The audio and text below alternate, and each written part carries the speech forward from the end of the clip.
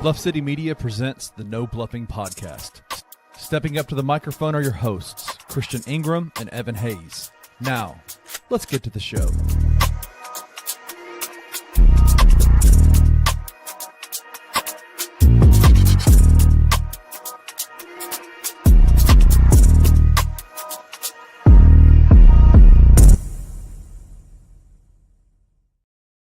His nation, what it do? I am Evan Hayes. I am Coach Vaughn. And welcome to the No Bluffin podcast, where we keep it all the way real, all the way raw, and all the way uncut about the Memphis Grizz. We back with another live video. Y'all tuning in, y'all rolling in with us. So of course, y'all hit us in the comments. Y'all see a little different. You know, my boy Chris couldn't be here tonight. He's feeling a little under the weather. He may or may not be behind the camera right now, but shout out to my boy Chris. He producing for us right now. So everybody here, get with Chris soon in the comments right here. But for everybody know, this is my boy Coach Vaughn. He's a pro skills trainer. He's very active on Grizz Twitter, very high basketball IQ mind. I appreciate you, Vaughn, for coming in on short notice. Appreciate you, my boy. So for everybody at home that don't know you, introduce yourself, what you do, how you got into this and all this. Just show the people who you are real quick, man. We clap it up for my boy Vaughn. Hey, man, I appreciate y'all having me. Coach Vaughn, man, I'm a teacher by trade, so I've been on break for a little bit here. We had an extended break because of the snow, as well as some type of water issue that we had going on in the city. So I'll be going back to work tomorrow. During this break, dog, my sleeping schedule will get like a little kid, bro. I just have no choice but to be productive. So I've been very, active on Twitter, on X, been more productive and, giving more content. So, that's where you can find me most of the time. Other than that, man, I'm teaching, I'm coaching, raising my two baby girls, man, and just, living a good life, man. What you been up to, man? Man, as y'all can see, I'm a little different venue right now. I finally moved into my graduate school apartment of Alabama A&M University. First classes, appreciate y'all. First classes start not tomorrow, but Tuesday. Appreciate y'all with the kids. Yeah, whatever. But yeah, I only got class on 2 days after week, Tuesday and Wednesday. So I really just been moving in, meeting people, meeting the track team and all that. So that's been smooth, So just trying to get acclimated to a new city, a new state, and all that. I drove up here on Thursday because, of course, the snow. So I had to move in a little early. So that was a whole little process, but everything good. Appreciate you, Zay. Appreciate that, bro. So yeah, it's been smooth, man. But got to bring y'all some fire content, And I just to clarify, tell people what city you in, because you're not in Memphis. So tell people what city you in, so and all that, so people know where you are. Oh, I'm in Richmond, Virginia. So I ain't too far. Yeah. But he's still repping the M. He's still a Grizz fan at heart. So we gonna have another 5 episodes, y'all. So everybody, again, thanks for the Coach Vaughn. We gonna have a good one. But first, y'all know we got to get to No Bluffin news, man. So, hey, Chris, team up in the headphones real quick, man. We got a few good topics for you today. The first one will be the college football playoff championship has been set. If y'all have been living on the rock, Ohio State and Notre Dame will meet next week in the college football playoff. I watched the game. I know who I was rooting for. But, Vaughn, give your thoughts on the game. Who were you rooting for? What was your takeaways from the game? What was your reactions for the college football championship? The first thing I'll say is I felt like, people were kind of, a little bit down on the idea of having 12 teams. Yeah. But with these 2 teams that we have in it, they wouldn't even be in it. No, they wouldn't. Non-conference champions, nah, they wouldn't. They wouldn't even be in it if it wasn't for the college playoffs. So I'm glad we're finally down to deciding real winners. Because this is the first year and two teams with an outside chance are the ones who are in the championship game. So, it's been pretty fun. I was kind of rooting for Ohio State. I'm a Tennessee Vols fan, so they put a spanking on us pretty bad. So I knew they were pretty good because, Tennessee's been pretty good all year. So they've kind of been through the gauntlet, facing Tennessee and then facing Oregon and beating both of them the way that they did. I was expecting them to take care of business and be in this game. So I'm expecting them to take care of business again and win the whole thing, honestly, because they've had the tougher route, in my opinion. Yeah, for sure. They're definitely battle tested. They had a tough regular season. They lost because they had the Michigan loss early in the year. People were very questioning how Ryan Day would have his guys prepared, but they started hitting their stride at the right moment. Wood Howard was playing well. Jeremiah Smith, he was playing well. Trayvon Henderson, everybody was hooping at the right time. I was also rooting for Ohio State because everybody knows to Chris's, even though he behind the camera, to his rolling his eyes. Mike Connor's my favorite player of all time, and if y'all know, he went to Ohio State University. So I root for Ohio State because of that. So I'm happy for it. I agree with you. Who's the player? Mike Conley. Mike Conley's my favorite player of all time, and he went to Ohio State. So I just pseudo root for Ohio State because of that. Okay. So I'm glad Ohio State was in there. Again, I also have Ohio State winning, but I don't think it's gonna be a cakewalk though. Notre Dame they've been solid. Chris said, boo. I told you Chris hated so much. But anyway, yeah, I think it's gonna be a very competitive game. I do think, I want to get your opinion. I do think they need to pivot the seeding of the college football playoff, because we saw the first few rounds where they were blowouts. There's no reason why Boise State should have got an automatic bye to the second round. I get conference champion, but I ain't liking that. Yeah, and if you go back, there's no reason Tennessee and Ohio State should have been playing each other first round. Those type of things can't happen in the future. And that Ryan Day narrative that you were talking about, if he would have lost that Tennessee game, he might have been looking at getting booted altogether. Now he on his way to the championship game, and he might win. It's just crazy how things can change in just a short amount of weeks when it comes to college football. But yeah, Notre Dame has a great defense. If they can hold Ohio State, and stop them from scoring and make it a slow drag it out type game, they could potentially win this thing. But that offense, that's a tall task. Yeah, it's literally a clash of styles. Ohio State is a high-powered offense, and Notre Dame runs the ball, slows down defense. So polar opposite styles. I feel like it's going to be a good game, but again, we both got Ohio State, so we'll see what happens though. But college football player, I got to fix the seeding, because we can't there's no way Oregon was the number one seed. They had Dana the hardest road to college football playoff. Even if Tennessee beat Oregon, even if Tennessee beat Ohio State, they had to play Oregon. We got to fix that. Exactly. But yeah, y'all let us know in the comments what y'all thought of the college football playoff. Who y'all got? Y'all got Ohio State or Notre Dame. So next time we're gonna stick on the football topic. The NFL week 1 of the NFL playoffs, wild card weekend. I have no dog in the fight because all my teams have been eliminated. So I have no dog in the fight. So I know you're a Titans fan. So do we know who won the Tampa Bay Buccaneers in the Commanders game? Do we got a score on that? Because I know that game was going on when we just. I can try to get a score on that. Commanders. They say Commanders won. Okay, yeah, field goal. They said apparently ESPN they dunked it in apparently. So that was interesting. Oh, wow. So it's been a lot of interesting. We saw the Ravens win. We saw the Bills win. We saw the Eagles catch a dub. It's been a lot of good football today. So who were you watching? What were your highlights of the wild card weekend? How are you looking forward to next round? Give me your thoughts on week 1 of the playoffs. I would be lying if I said it was fun games to watch. I feel like for the most part, it wasn't that competitive. Yeah. Other than the Washington game that I just had to stop watching. Yeah. But in terms of the playoffs, though, man, I think it always comes down to those 3 quarterbacks on the AFC side. Yeah. It comes down to Patty. It comes down to Josh Allen. It comes down to Lamar Jackson. And if Burrow was in there, it would be coming down to him as well. Yeah. It's going to come down to one of those matchups happening in the championship round. And I think whoever wins is going to end up going to the Super Bowl. On the NFC side, it's very interesting because I feel like the Lions have been belt to ass all year. All year, for sure. All year. So we'll see what they look like in the playoffs. Do they have the maturity and the poise to keep that going in the playoffs? Yeah. That'll be interesting. But other than that, on the NFC side, it's a toss-up. If Detroit doesn't, get it done, to me, it's a toss-up. But the stronger side to me is the AFC side, and I'm interested to see with how that plays out on that side. Oh yeah, I agree. The AFC is definitely more competitive.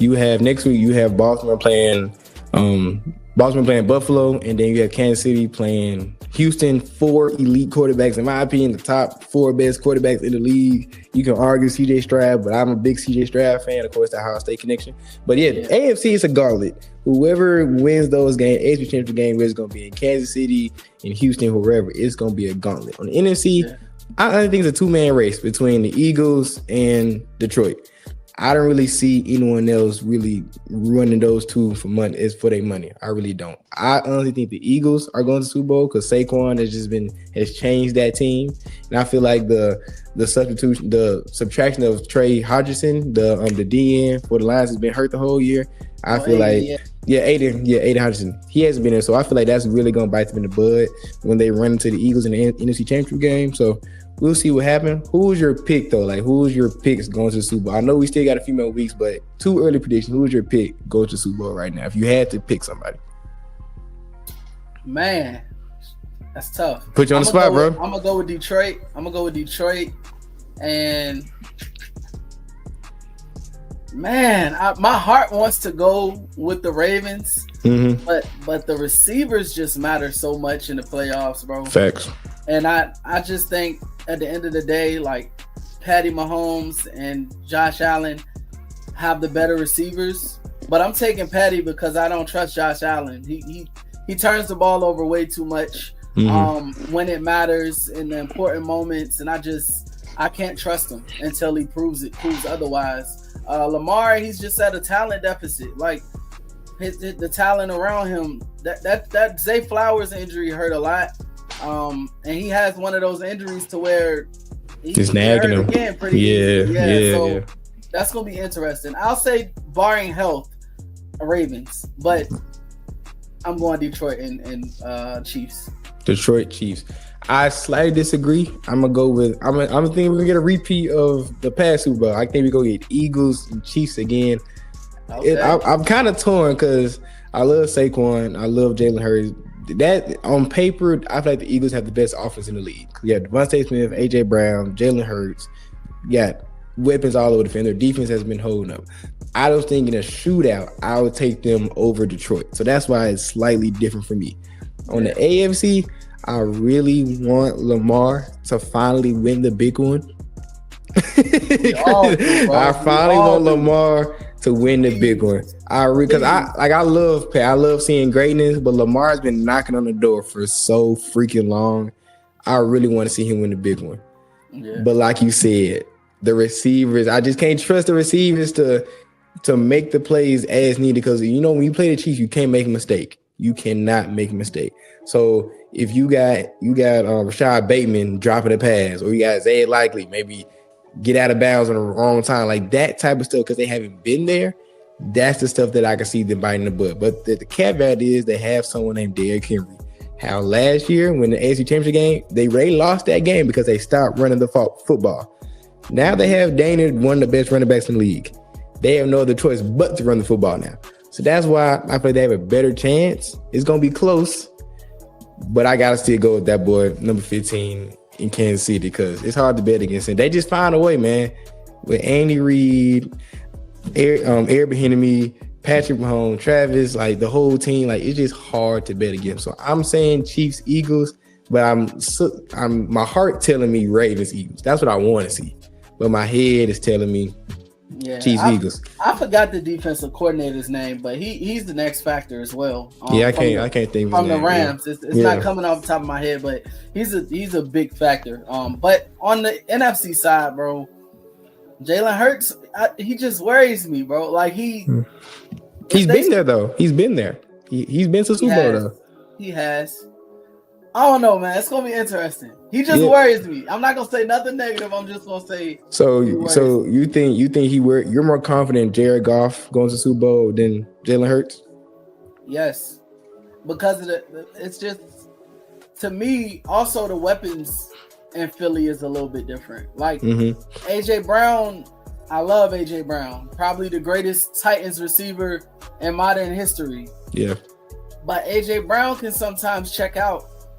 And he can sometimes drop passes, and he can sometimes make mistakes, but he can also flip a game on his head. So You know, it's an interesting dynamic they got going over there in Philly, bro. So did you see today he had a book on the sideline? Like he was that like Chris. I know his last, but he had like, bro. I think he was checked out because he wasn't getting the ball. Like that. He was reading a book like a novel. Oh my god! Oh, he was checked out. No, that's what I'm saying. Like because he wasn't getting the ball, bro. I'm telling you. I'm gonna pull up the stat. He did not. He had a book he was reading on the sideline. Like he was not. Like, see, that type of stuff matters in the playoffs, bro. Like, bro, my Wi-Fi is tweaking. That's the type of chemistry stuff that can really lose you games right there. Cause the whole year, him and Jalen was having like little problem. Like this year, he had one catch for 10 yards, 3 targets. That's what AJ Brown had tonight. That's what I'm saying, and that's to your point. If him and Jalen aren't on the same page, it could mean something different. Like Devontae Smith had 4 receptions, 55 yards. Dallas Goedert 4 receptions, 47 yards. Jermaine Dotson 1 reception, 11 yards. AJ Brown had 3 targets, 1 reception, 10 yards. That's your number 1 receiver. Like Saquon, the running back, had more receptions than your number 1 receiver. That's the type of stuff, to your point, that worries me about the Eagles. On paper, I feel like they have a better team than the Lions. But it's just that type of stuff that, I think what AJ is, man. Like AJ, if you listening, my thing what AJ is, bro. Like you're on the precipice of greatness, bro. Yeah, you can literally sit back if you want to and ride Saquon to the promised land. Yeah. Like it's about winning at the end of the day. Facts. And my issue with him is I feel like he always has to be a big part of the winning. Mm-hmm. But in a team sport, sometimes like Travis Kelce last year didn't get the ball until the Super Bowl. Real talk. So like that, it be those little things. But we can move on. We can move on. Yeah, we can talk about football all day. We both big football fans, so we'll talk about all day. But we got one more news topic for y'all. Then we're gonna head to break. We're gonna do Chris putting up right now. Is heated after logging just 1 catch for 10 and 0 TD versus the Packers. He was caught reading a book on the sideline as well. This is what happens when you play with Jalen. I'm not about to talk today. Can you tell us why? If it was me talk, that would be talking. It's nothing to say. I think you'll talk this week. You don't know. It ain't directly towards y'all, though. So I just want to clear that up. I'm saying, Buddy hot, bro. He's hot.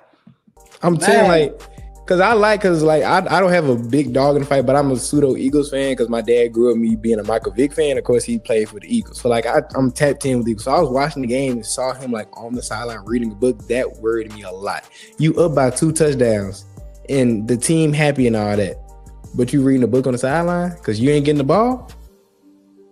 Let me play devil's advocate though. That could be, something that he's learned in therapy, whatever the case may be, to calm him down, to get him to a place where he's thinking and being able to react in the way that he reacted just now, where he's like, I'm not gonna say anything, I'm just gonna move on and try again next week. So it could be one of those things. So I'm not gonna be super hard on him, but at the same time, that's the type of stuff that worries me. Right there. That's it. Yeah. It's winning time, bro. It's winning time. You don't got time for egos when it's a Super Bowl on the line. Facts. We'll see what happens. When the next topic, short Grizz week in review.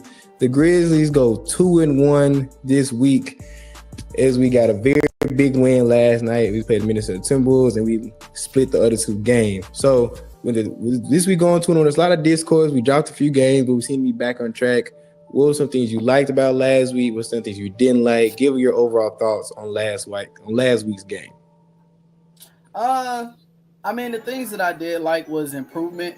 I think the last time that we played Houston, I really kind of went off on Ja a little bit and Jenkins about their leadership. Very well documented what happened that time.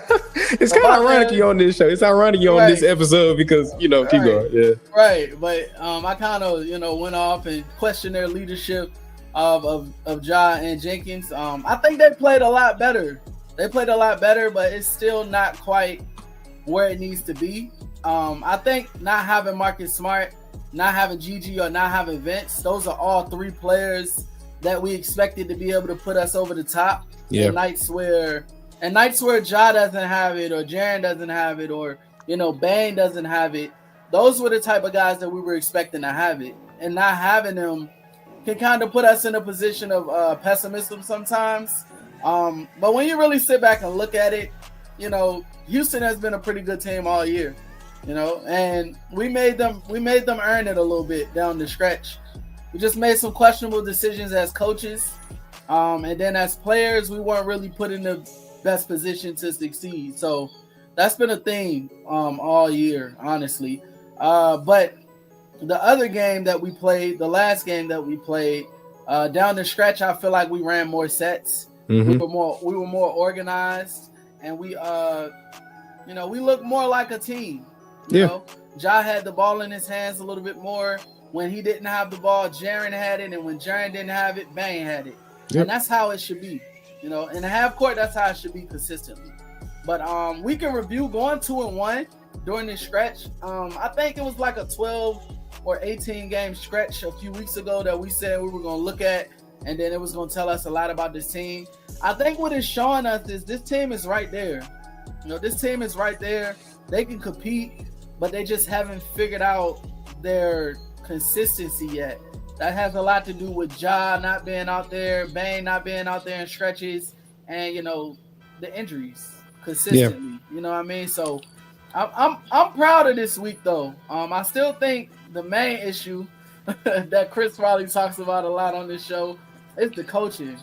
Like, to a certain extent, I can't keep blaming the players, bro, because they're just doing what they're being coached to do.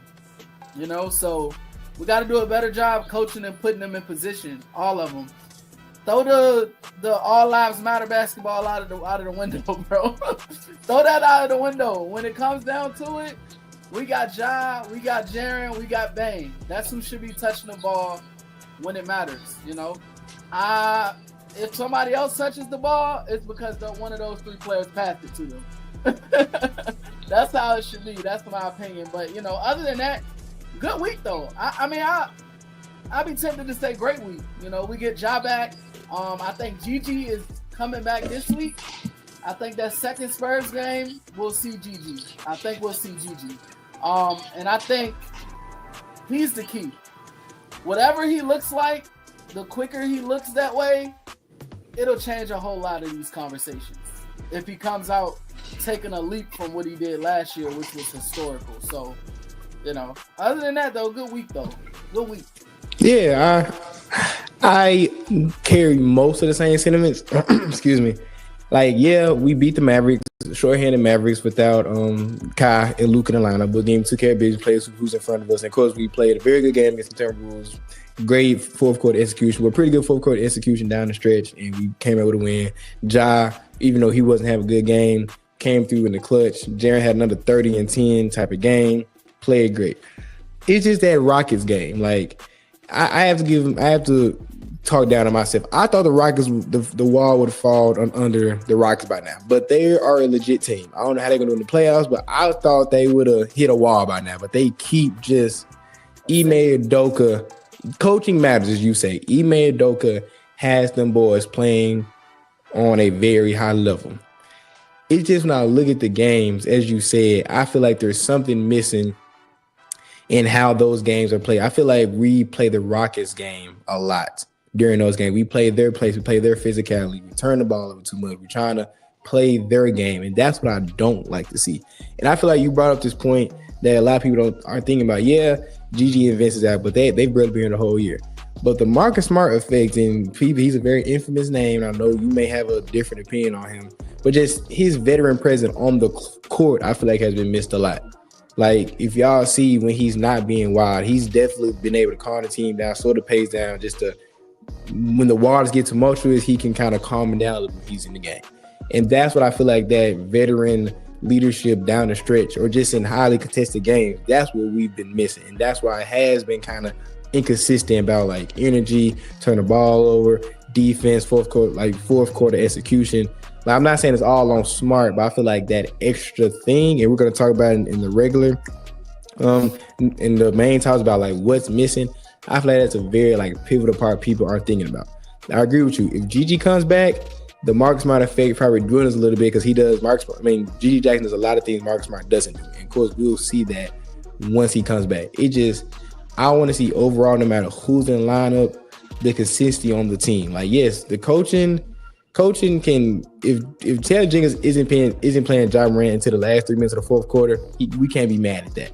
But I can be mad is if for the first 3 quarters we're having 10 to 15 turnovers. I can't be mad if our energy is down. We coming out the gate, we go down by 15 bid and we got to crawl our way back in there. We've seen that recipe happen a few times during this season.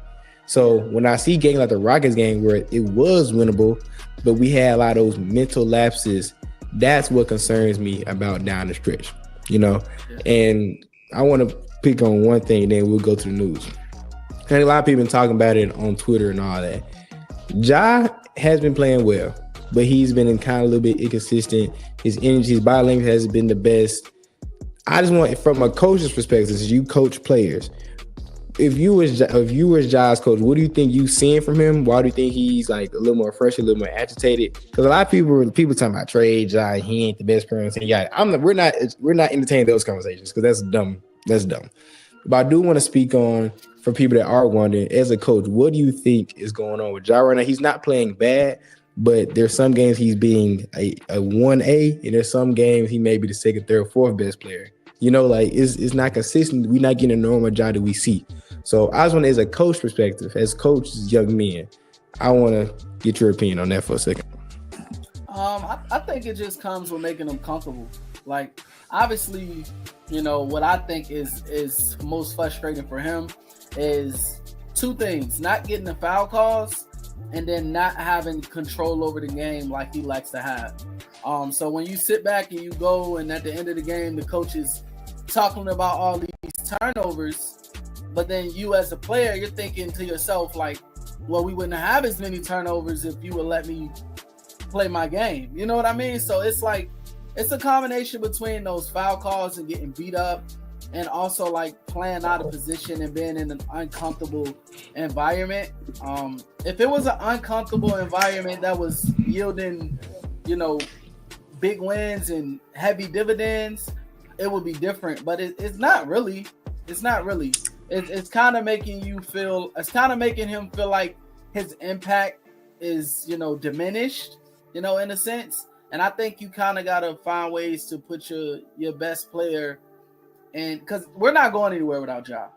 That's the truth. Like, we need Jaren to keep playing the way he's playing. We need our role players to keep, you know, being confident and shooting when they have the opportunity. But we're not going anywhere without Ja Morant. So if Ja Morant is not comfortable, if Ja Morant is not happy, then there's no championship, there's no playoff success in our future. So you have to know that and understand that as a coach. No matter how good the team is playing, if my superstar or my star player is not operating at an efficient level and a seamless level, you gotta figure out how to make them comfortable and get them to that point. And I think that's where we're at. But Ja has to stay on the floor in order for that to happen as well. So, you know, that's what I'll say about it. And the Marcus Smart thing too. The biggest thing we're missing from Marcus Smart is his playmaking. Like, other than Ja, you know, and Sati sometimes, and Jalen Wells is a pretty good passer, but he's not a one-ball type ball handling passer. He's a rotation passer. Bane can pass it sometimes, but Smart is more of a playmaker. You know what I mean? Yeah. And I think we're missing that aspect from him as well. Yeah, for sure. Because when Ja goes to the bench, we're relying on Scotty, as Chris said, Scotty Pippen Jr. and Luke Kennard to be our main playmakers, ball handlers, and that's not a recipe for success. And I feel like that is because Ja isn't playing the minutes. It's a round robin effect. When Ja is available, he's not playing the minutes he's used to, which is causing other guys with the ball in their hands, which is causing more turnovers, which causes more frustration, which causes us not to play as well in certain stretches. It's all a domino effect. So when I see people like speaking of hyperbole, like, oh, Ja's not a 1A superstar, or he shouldn't be here, yada yada. Like, no, it's insane. It's just certain things have to be corrected, and it starts at the helm. Like, I get, like, why I guess guys at the line, yada yada yada. But there's no reason why Ja Morant should be playing under 31 to 32 minutes a game, like every game. I'm sorry, he should be playing north of 34 to 35 every game, at least 34 to 35 minutes. Like there's no negotiation on that. And I feel like yes, the team is winning games, but I feel like there's a lot of games that we would be in better position in the standings if some of those decisions were made. But we can talk all day. You know, we already at the 31-minute mark for news. I know we got to get to the break. So after this short break, we got a few good main topics to go to, and we'll be right back after this short break.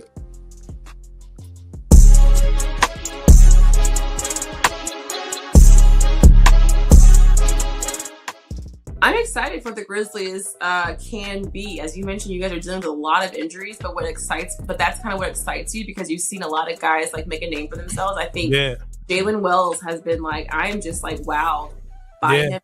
I think he was a guy that I didn't know much about. And so kind of seeing him like come into this like fold and like being a starter, and like I think you're gonna have to answer a lot of hard questions, especially healthy again. When you have so many guys that you can like plug and play like that makes it where it's like, oh, this team could be really good. And Zach Edey, I know from being a Grizzlies fan in Memphis, like the big has always been, you know, that puzzle piece that we've been trying to figure out what it's like, and will Zach Edey as a rookie be good? Seeing him play last night, it was like, especially when you think about like we were undersized, but how Zach Edey as a rookie can like dominate that area, and seeing connection and the chemistry that he already has with Ja Morant is, to me, that excites me for like what is to come. Tune in to the Anthony Sain Show Wednesdays and Fridays at 12 p.m. weekly on the Bluff City Media YouTube channel.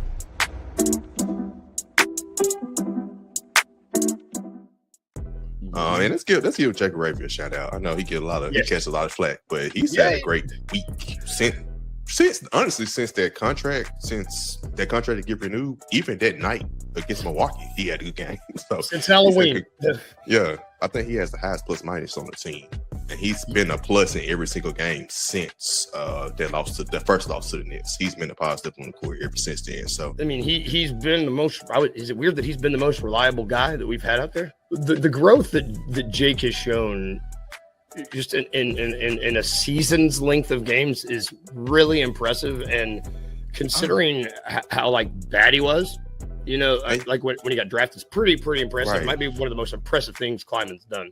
Tune in to The Daily Grind with your host, Lute Hatmaker, every Monday through Friday at 7:30 a.m. live on the Bluff City Media YouTube channel.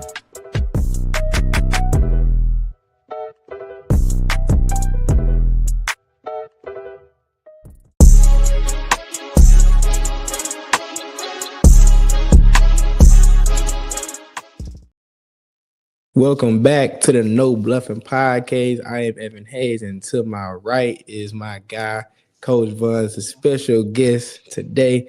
Again, my boy Chris couldn't be here because he's feeling under the weather, but Von is here, and he bringing y'all some fire conversations. For the main topics today, I know my boy Von very passionate about this one, but we want to talk about the new system and the offense that the Grizzlies have been implemented this year. We've had these new coaches. We have Isolo, we have Nola Roach. There's been a lot of new things around the offense and this new system. There's been some good parts of it, some bad parts of it. And there's been a very high level of discussion about what works, how guys are being used, how Edey's being used, how Ja's being used, how everybody's being used. We've seen like guys like Jared Jackson Jr., he's flourished in this offense. But we've seen through stretch of the year where guys like Desmond Bane hasn't been playing as well. So Coach Von is a coach, as I said before, he's a very high-level basketball mind. So he's done his research. So I'm going to just let him cook. Von, what do you have to say about the new system, and what do you want to see out of this offense? I'll say, first of all, with the new system, it's not a bad system. It's accomplished what we wanted it to accomplish so far, as far as, you know, being better in offense. And also, even our half-court offense has improved a little bit. We're like number 14, which is top 15 in the league, which is pretty good. I think the problem is the frequency in which we choose the two conflicting things in our offense. The Nola Roach part of our offense is more the freelance offense. Freelance is when you're basically, you know, trying to get a bucket, but you're not running sets. You know what I mean? You're passing the ball, moving the ball, back cutting, whatever the case may be. The Nola Roach part of this offense can be effective the first 10 seconds of the shot clock, the first, let's say 15 seconds of the shot clock. But if you haven't gotten a shot in those 14 seconds, it's time to run a set and get something going towards the basket. I think there's this misconception that Tomas Isolo is responsible for that part of the offense. Like, I think when people think Tomas Isolo, they think Noah LaRoche's system as well. But if you go back and you watch Tomas Isolo's offense in Europe, when he was with Paris, when he was with Bonn, he does a lot more screening. And not only that, if you look at his offense, you can perfectly see Jaren Jackson Jr. fitting right in that offense and Zach Edey fitting in that offense potentially. When we run those sets and we do those things like we're supposed to, you see better looks and you see more comfortable shots and looks and more comfortable activity from the players. I don't think we're running those sets enough. Like, there's too much freelance, you know. And in the past, you know, the last few couple of years, our freelance offense was like our bread and butter. But with this new system, it just hasn't been the same to me, you know, like when it matters, you know. So I think they wanted to lean closer to the freelance offense this year. But I think with the Tomas Isolo's offensive concepts, with his horn screens, with his his misdirection that he's throwing into the offense, it's much more effective to me. Like when I watch us and we bring the ball down, we push the ball, we play with pace, but then if we don't got nothing, we pull it out and then we run one of those sets. Typically, we're getting a good shot, or we're making a basket, or we're getting to the line. With the Noah LaRoche part of this offense, that's where my frustration comes, because then you have guys, everybody's too empowered on that at that point. Like when you're going freelance and you're running, you know, your offense with the concepts that, you know, Noah LaRoche puts in your head, which are good concepts. I think sometimes we get carried away with the freelance offense when we have Ja Bain and Jaren on the court, like especially when it matters. You know, like when we're making a run, you know, or the other team is making a run and we're still spamming the freelance offense.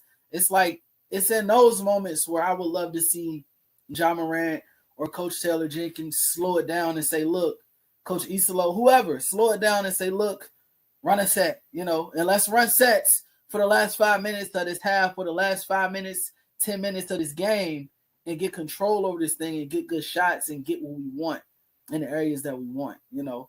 And even when you're running freelance offense, you should have triggers at the end of the clock. So that means if we're running freelance offense and then I look up at the clock and it's 12 seconds left, if I'm Scottie Pippen or if I'm, you know, Luke Kennard or if I'm, you know, Jalen Wells or if I'm Jay Huff, whoever I may be, I need to be finding one of those players. And based on what player gets the ball, we know what trigger to run. And triggers are just like little things that you do when a certain player on the court touches the ball, you know. Like if I have somebody in the middle of a zone offense and they catch the ball in the middle, the people at the wings immediately know to cut to the basket. You know what I mean? That's like a trigger, so to speak. So if Bang catches the ball, then we should automatically be in some type of pick and roll, or, you know, we should automatically be in some type of set that works for Bang. A quick set, though. One that only involves one or two players or an individual. You know, with Ja, we know it's the high pick and roll. So if Ja touches the ball and it's the last 10 seconds of the shot clock, my big should know to immediately sprint to the top instead of a high pick and roll. You know, and with Jaren, is when he catches the ball either middle. Jaren is at this point now where he can catch the ball anywhere. And it's a wrap. So if you can give Jaren the ball at the end of the clock, I would much rather Jaren be taking those shots than to have somebody else just throwing up a shot. You know, like those players should have the bulk of our volume when it comes to this offense. And that's the biggest thing that I see. So, and adjusting to the new system, okay, we know the system works. That's great. The system works to a certain extent. But when it's winning time, when it's time to win, when it's time to get more control over this team and over the ball and make better shots and put the ball in the hands of your stars, I think that's when we should be going to those triggers or going to those sets, you know, like, because right now there's a bunch of freelance And we're doing that freelance in times where, to me, it's like overkill. It's like, okay, I don't want Scottie Pippen trying to take Colin Sexton off the dribble. Like, that's not a mismatch. You know what I mean? Like, that's not a mismatch. I don't want Jay Huff trying to take Robert Covington off the dribble. Like, that's not a mismatch. You know what I mean? Like, I don't necessarily want, Jalen Wells. I mean, I might trust this a bit more, but I don't want Jalen Wells catching the ball on the wing and trying to take Jaylen Brown off the dribble. Like, I don't want that. I want Ja with the ball, Bane with the ball, or Jaren with the ball in those situations. And that's the biggest thing. The guys who need to touch the ball when it matters are not touching the ball consistently enough during the game. So then when we get in the clutch, it's like most of our players don't even have a rhythm. No. You got Bane not taking enough shots at all. He has been lately. He's been taking more threes. But, for a while there, he wasn't touching the ball until... Yeah. late in the shot clock, just throw something up. It gets the ball, finds him, and he got to force to throw something up. But Everybody knows the shooters need rhythm. All these guys, especially because, as we say, we don't have a lot of shot creators on this team outside of Ja, maybe Marcus Smart. Man, that's iffy. And maybe Jalen Wills. We don't have a lot of shot creators on this team. So you need to get the things fast and efficient to maximize the guy's skill set. You need to get Edie not moving towards the basket, but maybe cutting at a horizontal angle just to get him the ball, go straight up. You need to be giving BC the ball free throw line extended, stuff like that. It's just, I see what you're saying. And I see these things. You need to know how to balance guys getting their shots, but also maximizing our best players in the proper situations. And that's where I feel like the disconnect is. Chris said, will they abandon this offense in the playoffs if things go awry? What do you think about that? It just depends on how much they want to win. I know for a fact. I know for a fact that BC, Ja, Jaren, Bane, some familiar faces are on the floor. Oh, of course. Yeah, it's time to get a bucket, yo. It's time to win, yo. I can 100% see Ja going rogue in the playoffs if it's not working out. I can 100% see Jenkins even saying, you know what? Throw these sheets away. Yeah. Go be Ja. You know what I mean? Go be Jaren. Go, I could see that. So, but the thing is, it shouldn't have to be that way because fixing it is so easy. Fixing this offense right now is so easy. It's just giving the ball to the players who are supposed to be taking a shot. It's that simple. And it's running Bane off some pin downs, giving him some Rip Hamilton type sets. You know what I mean? Giving him some sets where he can catch and he don't really have to think about much but catching and shooting or pumping and driving or, whatever. Make it easy for them, make it easy. If you're running a pin down or a double pin down with 10 seconds left on the clock and Bane catches the ball, he has no choice but to shoot it now, Put them in positions where their natural ability takes over. If you give Ja the ball at the top of the key with 10 seconds left and you send Edie up for a screen and roll or you send Jaren up for a screen and roll, that's his wheelhouse. That's what he's good at. If you give Jaren the ball anywhere near that elbow or that block or even getting him facing up at the top of the key or on the wing, he's going to go and take the shot that's most comfortable for him. You know what I mean? But if you put Scottie Pippen in that role, or you put, Jay Huff in that role, or you put Luke Kennard in that role, they're going to be dribbling and they're going to be in between. They're going to be in between, do I go get a bucket or do I pass the ball? And that's why you see a lot of turnovers happening because you see Scottie going and deciding, oh, I'm about to go get a bucket. And then when he realizes he can't get a bucket, he's throwing the ball to somebody and throwing the ball away, And Luke, too. Luke doesn't want to shoot, but he'll dribble the ball all the way down to about 5 seconds on the clock. Then he'll throw a grenade to somebody, and sometimes it's a good shot, but it's still I'd rather you either shoot it or just give it to somebody who the defense at least knows is going to potentially shoot it, So it's that type of stuff. But in terms of the new offense, though, it's an easy fix. And if we don't fix it, it goes back to that conversation we always have about coaching, bro. That's what it comes down to. Yeah, and I agree because every championship team needs at least how can I say this in the most nice way possible? A coach ain't gonna F it up. Let me just say that. Let me just say that in the simplest way possible. Coach is not gonna mess it up. And is that verdict is still out on TJ is if he just because we are talented enough, and I believe we're talented enough, previously constructed, everyone's healthy to win a championship. It's just all up to TJ to put guys in the best position to be successful. There is no reason. This is one thing I have a quarrel with. No reason why Zach E works as hard as he does on the boards, boxing out, blocking shots, but he can't get any paint touches. And we have to work so hard to give him the paint. Like, that's just simple stuff of just knowing your personnel, knowing the psyche of your players. If you see Josh's body language is bad, run a set for him and keep him engaged. Like, if you notice in the last game against the Timberwolves, Josh really didn't get engaged in the second half until he got that cut and dunk after Dez dribble baseline to get him. Those are the type of play, and that was just an impromptu stuff. But the coach should know, hey, Josh, I need to get some Josh easy going towards the basket, get him back going in this game. That's the type of stuff that needs to be said. Edie, he's working hard. Let's try to get him a high screen and roll, either pick and pop or him fading to the basket so he can dunk real easy. He don't got to put the ball on the ground. He don't got to do no post fade, nothing like that. Some quick 1-2 dunk. If Dez, like you said, if Dez is feeling bad, get him on the pin down. See if he can get 1 or 2 easy shots going towards the rim. You have to keep your best players happy, and that's what it comes down to. You have to cater your offense to your playmakers, and you have to keep those guys engaged because it's cool if Scottie Pippen Jr. have a 15-10 night.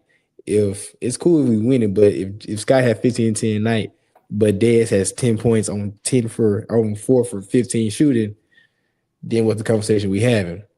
Yeah. So it's I enjoyed hearing your expression and your thoughts on it because I feel like you said, it's an easy fix. But kind of pivoting it into the next topic because you kind of hit it a little bit about what we aren't doing.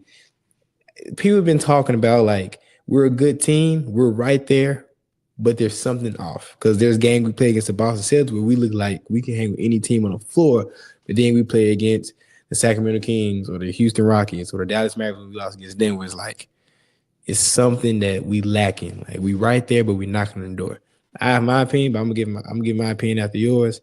What do you think this team is missing? If you could say one thing or maybe a short list of things, what do you think this team needs to take that next leap? 2 things. To me, you need another playmaker, a backup point guard or combo guard that can playmake, that can, make the right decisions and, hit people when they're open and put people in spots so they can be successful. And then you need a veteran wing. Like, we have a lot of talent on this roster, but a lot of our talent is young and, not really experienced. And, we really don't know what they're going to be like when it matters. You need one wing, one veteran wing, and, that's obviously going to, and when I say wing, big wing, let me clarify. You need one big wing, Marcus Smart is great. I'm probably one of the biggest Marcus Smart supporters, probably. But if you can go out and get a Cam Johnson or somebody bigger, that can be more switchable and that can shoot the ball more consistently next to Ja, that opens this offense up. Because now when you're running those horn sets with Edie and Jaren, you have the possibility of Ja getting downhill. If they collapse to stop him, you got shooters on both sides. And then you got Jaren who you could throw it back up to at the top of the key. And then you got Edie who could come and set a screen and roll for Jaren and get Jaren downhill. Or he could just rebound the ball and get an offensive rebound and kick it out to 2 shooters on either side. That extra shooter, that big shooter, like experienced shooter. Cam Johnson has been to an NBA Finals before. He didn't win, but he's been there.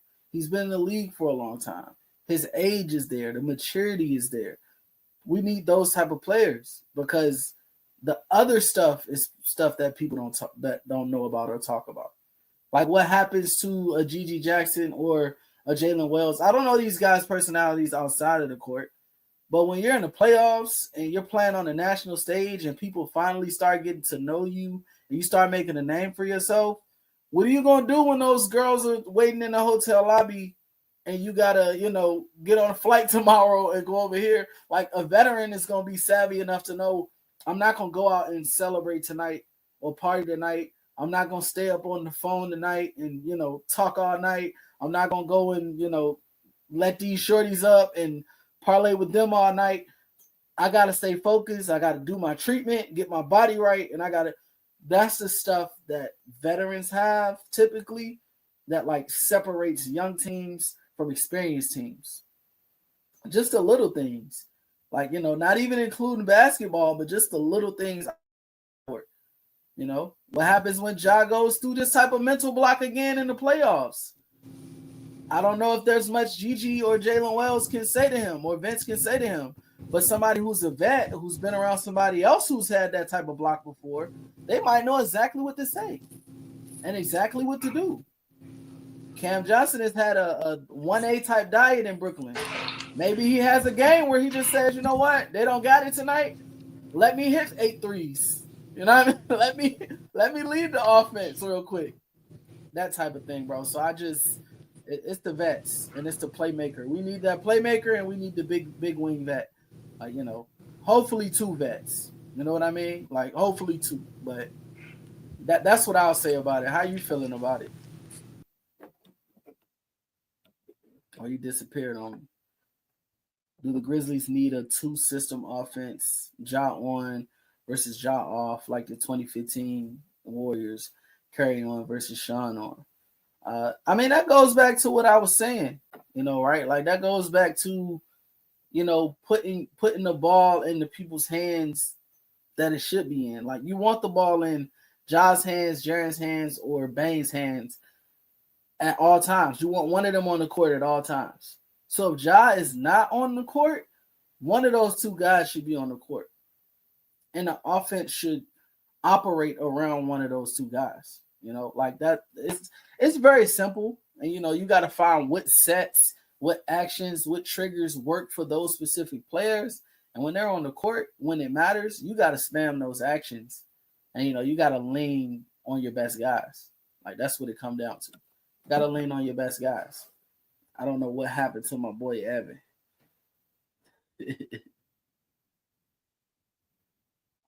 But yeah, you got to lean on your best guys, bro. Like that's what it come down to. My 5 closing in the playoffs. Man, Chris, you put me on the spot with this one. My 5 closing in the playoffs. Right now, I'll definitely say Jalen Wells needs to get more love, especially when it comes to potentially being a closing option, because that game last night, he completely took Ant out of the game. And if you got a player that's 6'8", that can shoot, that can make good decisions with the ball, and can also take an opposing player out of the game, guard or forward, like not let them catch the ball type stuff, then that player has to be on the floor. We've been looking for it for too long for him to go so many clutch time minutes untapped. Like he's been sitting down in the clutch way too often sometimes. And I would say Jalen Wells definitely needs to be in that lineup at the moment, based off what we've seen this year, needs to be in that lineup along with the big 3. And depending on the matchup, I'll say Zach Edey. And the only reason I say depending on the matchup is there's going to be some players that Zach just can't do anything with. There might be some lineups that we see eventually that he just can't do anything with. Potentially if the Clippers were to go extra small with no Zubac on the floor and, pull off a lineup like that, we might be in trouble. But then you can go devil's advocate and you can say, make people match us. But, if Edey's not getting the ball on the offensive end and he's getting, matchup hunted on the other end, it might not work. But for me, I think with the added weight that Gigi has, for me, man, it's going to be the big 3. And then I'm going with the 2 young guys right now. I think they make us the most dynamic until we get some more vets in here that make us more dynamic than that. I'm going with those 2 because Gigi can play the 4. He can rebound. He knows how to play in the pick and roll.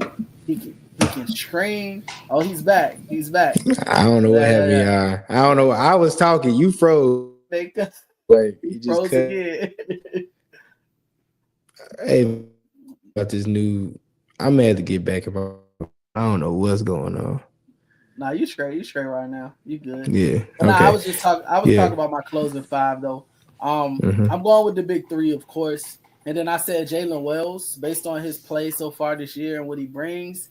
Jalen Wells for sure. And then I said, I know he's not back yet, but my confidence in his potential, I'm going with Gigi. I think that makes us dynamic. Until we make a move for that veteran wing, that's what makes us the most dynamic. But it's gonna come down to how well Gigi and Jalen Wells play to close out the season. But right now, if I'm just talking pure talent and what works next to this big three of Ja, Bane, and Jaren, I'm going with Jalen Wells, 6'8", shoot the skin off the ball, take one of your best players out of the game, and then I'm going with Gigi, who also has played really good defense. You know, in the summer league, he was playing really good defense. He put some pounds on. I want to see where that defense is at. If he's a good defender with that playmaking ability and that, not playmaking, but shot creating ability and the ability to rebound, block shots, you know, get in the passing lanes. Also, you know, being able to just spot up, you know, and be efficient spotting up. I gotta go with Gigi, bro. That would be my 5 right now. I love Edey. Everybody knows I'm the biggest Edey supporter.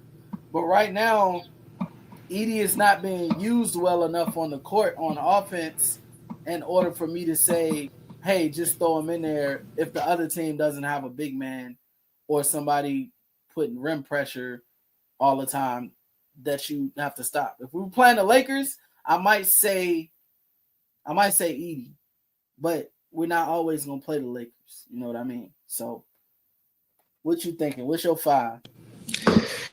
I agree. Like I got 12, got Dez, Tripp, and then Gigi and Jalen Wells. Only reason I take Jalen Wells if we are playing a team with playmaking ball handler in the game. That's why I'll put in a Marcus Smart just in case we need another playmaker.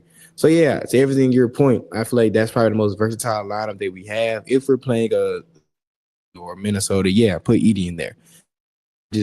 I like the switchability that lineup has with everyone being able to switch, everybody being able to dang near shoot the ball because you have everybody can shoot the ball, at least a 3 ball on somewhat of a respectable rate. So I feel like those things matter in playoffs where you don't want a guy on the floor with have to guard.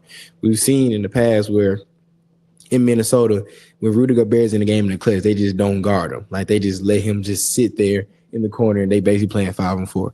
I don't want that for Edey. I don't want that for BC. Even with BC being a lob threat in the dunker spot king he is, I don't want him on the floor in the last 3 minutes of the game if we have other guys that can shoot the ball and play defense. So that's what I would say, you know, just because I feel like that'll give us the best chance to match up with any team in the West and hopefully in the East in the finals. We saw in that Celtics game, we went with a very small athletic lineup to finish that game.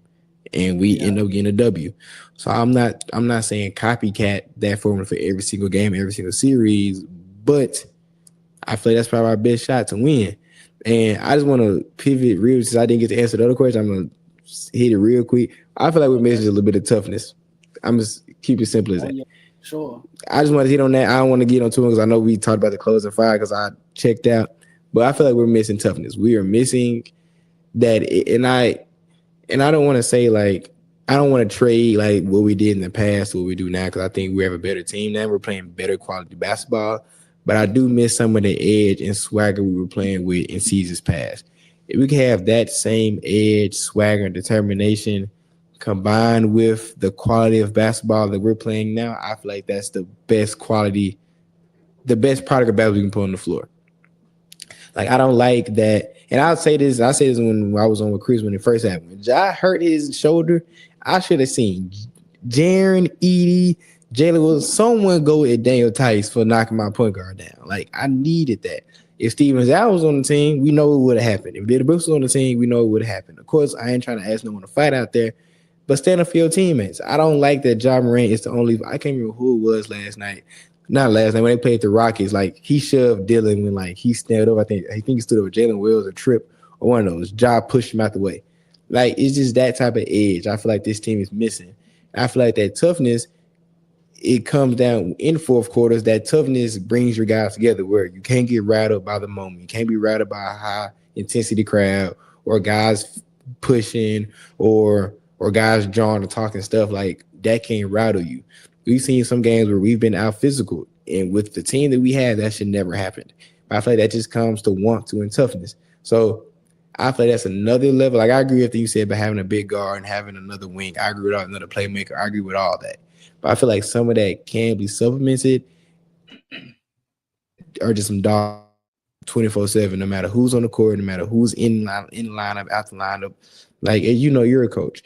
I bet there's been some games where your star player is either hurt, not playing his best, and some guys check out.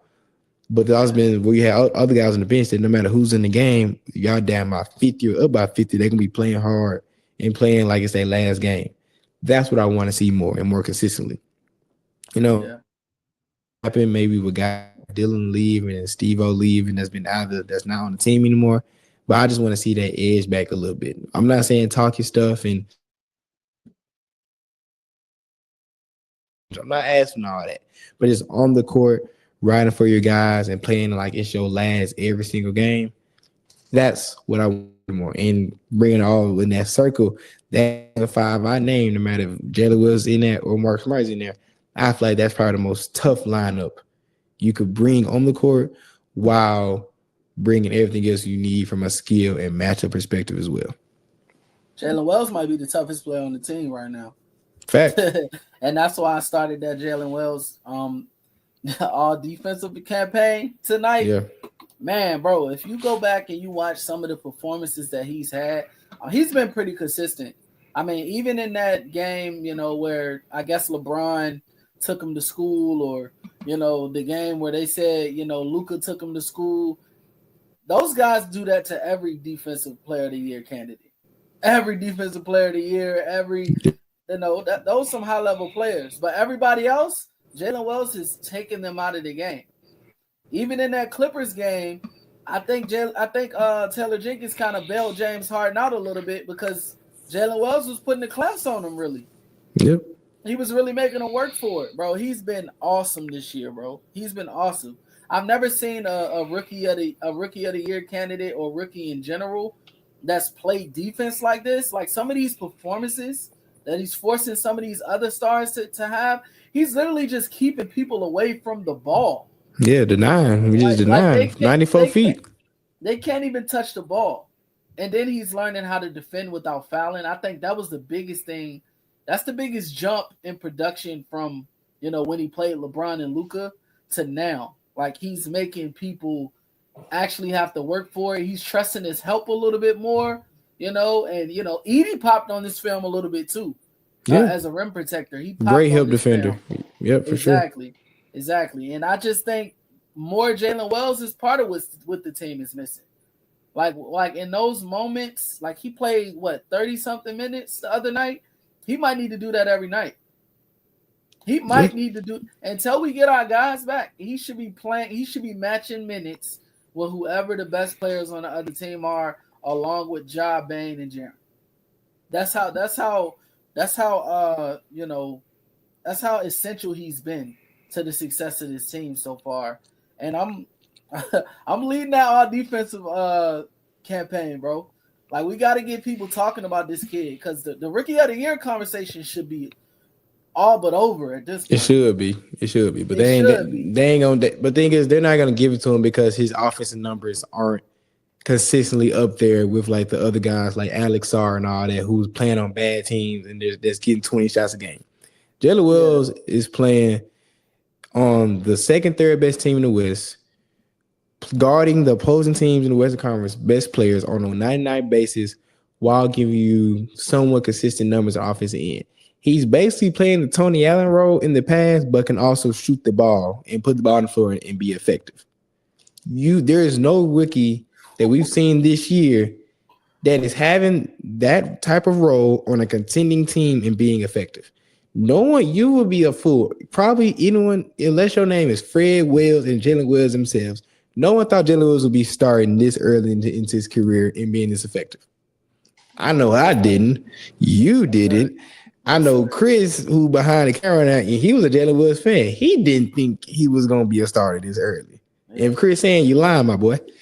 I knew he would play, but starting is crazy. Yeah, starting is crazy. And playing this well this early, So the fact that, as you say, he is one of the toughest players on the team. He's so poised. He's still able to put the ball on the floor. He just does. So he has so many great intangibles that you can't really teach, and he's doing it on such a high clip on a consistent basis. That's why he should be considered for Rookie of the Year. That's why he should be considered for All Defensive Team, because he just has things that these other guys in this class just don't, and he's not doing it at the level. But he's doing the level those other guys just aren't. So when it comes to like national media attention, it'll be hard because we're the Memphis Grizzlies. But because at the level that Jalen Williams is playing, we need, as you said, start bringing more noise to this guy's name, because he is going to be, especially until these back, he's going to be a pivotal, essential piece to this championship puzzle. Like in a perfect world, he can rest for a minute, then Marcus Smart come in. He can rest and Vince Williams. A perfect world, but we don't know when Vince Williams comes back. Marcus Smart's week to week. Vince Williams, we don't know now, but that could be another few weeks. We don't know. Yeah, and that's why we need that big wing too. Yeah, there's another. Yeah, if Jalen Wills can guard like the guards, I think he'll be much better, even more dominant against guards.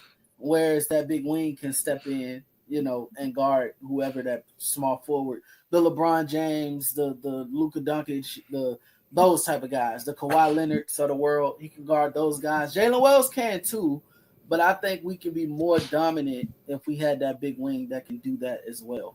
Yeah, we can. Marcus Smart. Yeah, we can have Jalen Wells slide to the 2 in some lineups and guard, and like you said,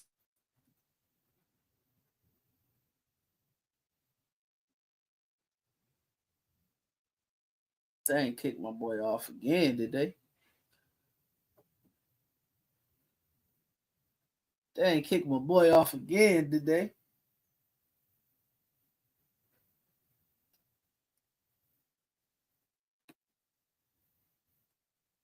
Yep, I think he kicked off, Vaughn. I think he kicked off too, man. Yep. But yeah. But you can close us out, Chris, man. How you doing, man? I know you over there nursing the sickness. Yeah, man. I don't want to give y'all too much of this terrible voice I got going on, but we appreciate y'all tapping in tonight. Vaughn, appreciate you filling in for me, brother. I've been feeling like crap for the last 4 or 5 days, so you've been able to jump in last minute, bro. Like for real, I appreciate you being available and coming through, killing it. You know what I'm saying? Honest, for those that tapped in before, it's funny. The last time you was on, I had trouble because I had a freaking tornado come through my city, and now Evan, he having some connectivity issues, but it's all good. Like I said, you coming in, filling in and helping us get through these shows, bro. It says a lot, and we appreciate it for sure, man. So before we get out of here, bro, go ahead and plug what you got going on, anything you got coming up. Let the people know where they can find you, all that good stuff. Yeah, man. You can always follow me on X at OOKVonte. I'm gonna be dropping more content. I don't just do basketball, I do a little football too. I've been kind of tapping into the analytics a little bit, so you'll see more of those type of breakdowns from me too. As well as I'm gonna start bringing some guests on to my show. I started with Dez, but I'm gonna start getting a lot more people to come on and just have candid conversations with me as well. So be on the lookout for that as well. My boy Evan back. What's up? I hate it, bro. Like this is making me mad. I just got everybody. I'm sorry for my technical difficulties tonight. It's a whole thing. New unit. My Wi-Fi in my unit doesn't work, so I'm on someone else's Wi-Fi in another unit. So it's just tweaking real bad. So when I'm in the kitchen, it's tweaking. When I'm in my room, it's straight. So what made me say? I thought I was cooking for a second, and then it just cut me out. So I want to say thank you, Vaughn, for hopping. Thank you, Vaughn, for hopping on. Yeah, man. I'm sorry about that, y'all. It's just it's pissing me off, but it's all good. You actually was good for the whole episode to the end, so you all good, bro. Yeah. I think the people we got pretty much everything we needed. So yeah, man, it's all good. Man, we're gonna get out of here. Appreciate you, Evan. First time hosting it. Shout out to you, my boy. Yes, great job. Appreciate it. Appreciate it. And everybody that's gonna be watching this on YouTube tomorrow. We appreciate y'all tapping in on the second day. We had 700 live on Twitter at 10 o'clock at night Central, 11 o'clock Eastern. So that's amazing. We appreciate y'all. We'll catch y'all next week. Evan, my bad. Before you get out, anything you got coming up? and bounces coming up. So now, yeah, I need to get more active on Twitter, y'all. As long as y'all miss me, I'll get more active on Twitter. I'm gonna try to get back to live tweeting, especially I got a little more time on my hands with everything being said. I'm not moving nowhere, so y'all keep in contact with that. That's all I got, man. So salute. Hey, y'all be safe. Do something this week, like I always say, that makes you happy, makes you feel good, puts a smile on your face, and we'll catch you back next week, man. As always, go Grizz. Go Grizz. Thank you for listening to this episode of the No Bluffing podcast. If you enjoyed this episode, like and subscribe to Bluff City Media's YouTube page. For comprehensive coverage of all things Memphis sports, head over to www.bluffcitymedia.co and find out how you can become an insider. We will see you back here next week.